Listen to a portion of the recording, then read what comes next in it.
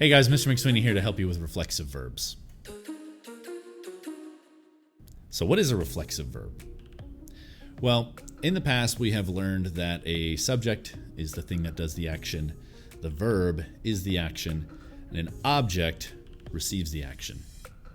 A reflexive verb is a situation where the subject and the object are the same thing. So in essence, the subject is doing an action to themselves. I know that sounds weird, but I'll give you some examples where that makes sense. How would you know if it's a reflexive verb? Well, you're going to know because they're going to have reflexive pronouns. The infinitive form is going to have say attached right to the end. That's how you know it is a reflexive verb. So what are reflexive pronouns? Well, that's what indicates that the action is happening back to the subject. In English, we use the word myself, and in Spanish you say me.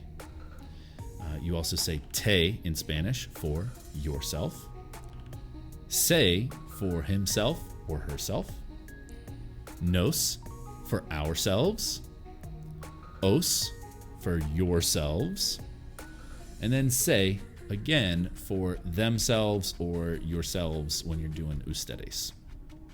So you have to conjugate your verb, follow your steps. You drop your ending, add your new ending. Step 3 is that you have to add your reflexive pronoun in front of the conjugated verb. So despertar is an E to IE stem change. So let's look at despertarse. So without making it reflexive, yo despierto mi hijo a las 6. I wake up my son at 6 o'clock. To say I wake myself up, yo me despierto a las 6. Not a huge shift. And if you mess up and forget and just say yo despierto a las 6, people are still going to understand you. It's just a little bit more difficult because they do rely on that reflexive pronoun to indicate who's this action happening to.